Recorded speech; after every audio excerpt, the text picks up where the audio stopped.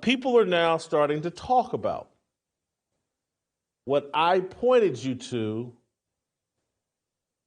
3 weeks, a month ago. I can't remember when we first started talking about, or maybe it's only been 2 or 3 weeks that I started talking about it, but privately behind the scenes. Second, this opportunity for the Indiana Fever is significant. I kept saying, hey, man, there's an opportunity here potentially to walk away from the WNBA. It's a failed league. It has horrendous leadership. And I said, someone should try to money whip Caitlin Clark into walking away from the WNBA and starting a rival league. It's akin to a team passing on a top coaching talent, like the Dallas Cowboys missing out on Bill Belichick or Sean Payton. And I said, these players are going to opt out of their collective bargaining agreement, and there could be a potential work stoppage. And these 8 ladies could all be free agents come October 25th of 2025, or sometime in October of 2025. These ladies could all become free agents. While White may not have the same level of WNBA coaching record as those NFL legends, she has a strong track record and the right credentials. They've now announced yesterday they're opting out of their CBA. Now there could be a potential work stoppage. The CBA will expire next October. Someone needs to start a rival league because the people running the WNBA are clueless. Someone has to put these women, all of them, in a different environment. The Fever would be wise to seize this chance, especially considering White's past success with the team and her ability to develop young players like Caitlin Clark. Walk them away from their victim mentality and that they're owed something, because there's already this talk of like, yeah, now we got leverage and we want to be paid what we're worth. Well, according to the WNBA model, they're going to lose $40 million a year. This could be a pivotal moment for the Fever to make a bold move and secure their future success. So perhaps we should divide, and someone do it. I'm too busy right now talking. Divide 144 players into $40 million.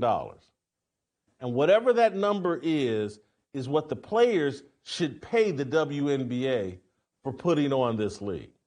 Could someone give me that number? 144 divided into 40 million. In a recent WNBA playoff game, Caitlin Clark experienced an eye poke from Dejounte Carrington, which sparked a lot of discussion. This reminds me of an event that changed my life. In 2016, I was driving to a reunion with friends when a distracted driver ran a red light and crashed into me. My car was total, and I ended up needing multiple knee surgeries. Insurance companies often try to pay you less than what you deserve after an accident, which is why I'm excited to introduce our sponsor, Morgan & Morgan. They're the largest personal injury law firm in the country and can fight for the best possible result for your case if you become their client. Whether it's a minor accident or something more serious, they make sure the insurance company doesn't shortchange you. The best part? You don't pay them up front. If they don't win, you don't pay. If you ever find yourself in an accident, remember your options. You can start your claim now by clicking the link in description below. Thanks to Morgan & Morgan for sponsoring this video. There's been some interesting developments regarding the Indiana Fever's head coaching position, particularly involving Christy Sides and Stephanie White. Each player, if they're paid based on their value, should pay the WNBA that amount of money to continue on with this league, because this league is a disaster. It's not a league that leans into pure competition and merit. It's not a league. A recent report suggests that Sides might not be returning to the Fever in 2025, despite her recent success with the team. This news is surprising, given that there was no prior indication of her potential departure. Stephanie White, who was the head coach of the Connecticut Sun for the past 2 seasons, is now a free agent and is in talks with 3 teams. That understands. I've just been told $277,000. That's what each one of these players should pay to be in the WNBA if they want to be paid based off of the revenue they generate. But instead, they have an entitlement mentality.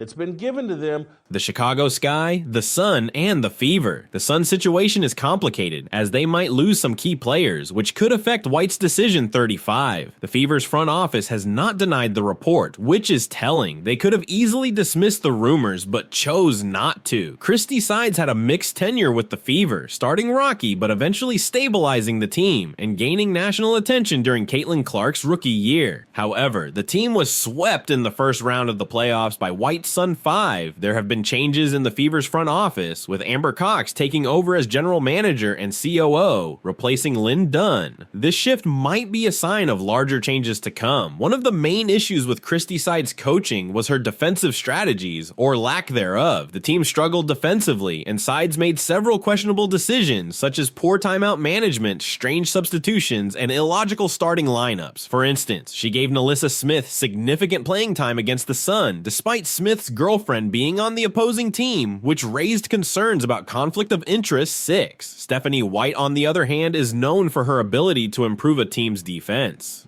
Given her history with the Fever, both as a player and a coach, she seems like a natural fit. White has already shown her support for Caitlin Clark and has the experience to develop young talent like Clark, Kelsey Mitchell, and Aaliyah Boston. The Fever have a strong core of players, often referred to as their Big Three, along with other key contributors like Lexi Hull. Despite this talent, the team underachieved under Sides, particularly in defense. White's potential hiring could be the turning point they need to become a more competitive team. With White's roots in Indiana, her past success with the Fever, and her coaching expertise, the stars seem to be aligning for her to take over the team. This move could be exactly what the Fever need to unlock their full potential. What do you think? Let's discuss. Thanks for watching.